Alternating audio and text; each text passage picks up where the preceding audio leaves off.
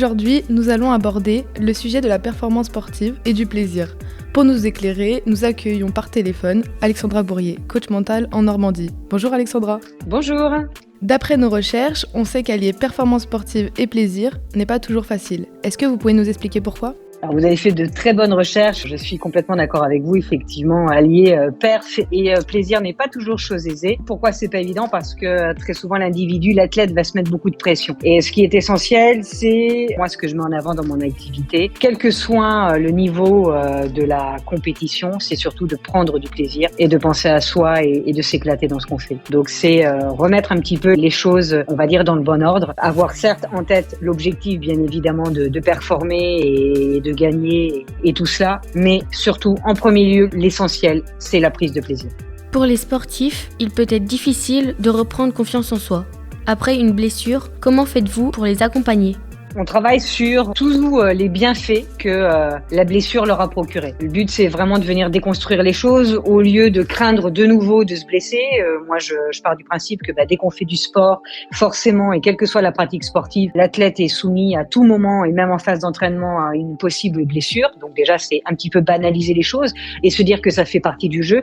Et ensuite, pour pouvoir travailler et aller de l'avant après une blessure, c'est de dire, OK, qu'est-ce que la blessure m'a apporté mentalement, physiquement, dans ma vie d'athlète ou dans ma vie peut-être personnelle, et d'en voir tous les bienfaits pour pouvoir justement aller de l'avant et passer au-delà. D'après nos recherches, les joueurs ayant les meilleurs résultats sont ceux qui ont été habitués à faire passer leur plaisir avant la performance. Votre expérience permet-elle de le confirmer ? Oui, mais un athlète va performer parce qu'il se fait passer en priorité. L'objectif qu'il se fixe, c'est pour lui et non pas pour faire plaisir, entre guillemets, satisfaire son entraîneur, satisfaire quelqu'un de sa famille, satisfaire ses parents. C'est vraiment mettre l'individu au centre de la performance. Donc oui, le plaisir, ok, mais tout passe par soi-même et en premier lieu, c'est de faire les choses pour soi. Donc vraiment, moi, je mets l'individu au centre des choses et bien évidemment, le plaisir arrive juste derrière. On a remarqué que le sport de haut niveau semble aujourd'hui indissociable de la performance et de l'argent. Quelles conséquences négatives ça peut avoir sur les personnes en général ? Beaucoup de pression, une charge mentale énorme et puis parfois en fait non pas juste une envie de performer et d'exceller, de donner le meilleur de soi dans son sport tel qu'il soit, parfois c'est plus une course à l'argent. Il y a du positif bien évidemment, mais comme dans beaucoup de choses il y a aussi du négatif et puis après c'est justement arriver à trouver le juste équilibre. À votre avis, est-ce que ça a toujours été ainsi ? Oui, je pense, sauf qu'aujourd'hui, on en parle davantage. On parle beaucoup plus du salaire de certains athlètes et des revenus qu'ils ont liés à leur pratique sportive. Avant, c'était un petit peu caché, mais pour moi, de tout temps, ce rapport performance-argent a toujours été présent. Et parfois, c'est aussi, et là, je le sais, d'échanges avec des athlètes de haut niveau qui étaient des athlètes dans le passé, qui aujourd'hui sont à la retraite et accompagnent parfois aussi aujourd'hui des jeunes. C'était quelque chose qui pouvait être moteur, justement, de dire ok, très bien, là j'y vais, je vais faire tel ou tel tournoi, telle ou telle compète parce que j'ai pas forcément envie, mais je sais qu'à la fin j'aurai un joli pactole. Donc ça a toujours existé, sauf qu'aujourd'hui on en parle plus tout simplement.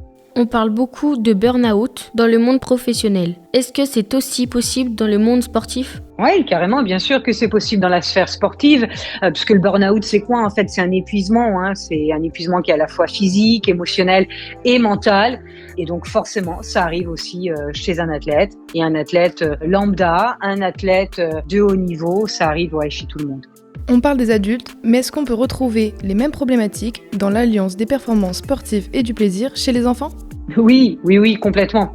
Complètement, et j'ai envie de dire, c'est justement en travaillant avec les plus jeunes, en partant le plus tôt possible et en donnant les bases le plus tôt possible aux gens, quels qu'ils soient, qu'on va justement mettre en avant cette importance du plaisir parce que très souvent aujourd'hui, je m'en suis rendu compte en travaillant avec différents athlètes, on va chercher la performance, on va chercher le résultat et on en oublie la prise de plaisir. Mais c'est en prenant du plaisir justement qu'on va performer et qu'on donnera le meilleur de soi. Donc oui, la réponse c'est bien évidemment à tout âge. Certains professionnels travaillent en collaboration avec d'autres spécialistes pour une meilleure efficacité.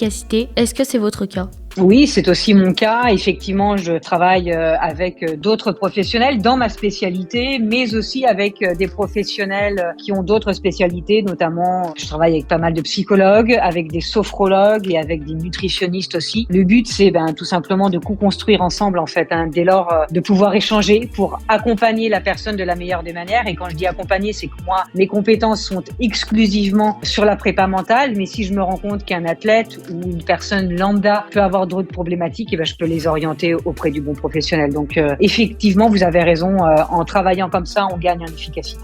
Les mentalités évoluent lentement vis-à-vis de l'importance de la préparation mentale. Arrivez-vous quand même à vivre de votre métier ?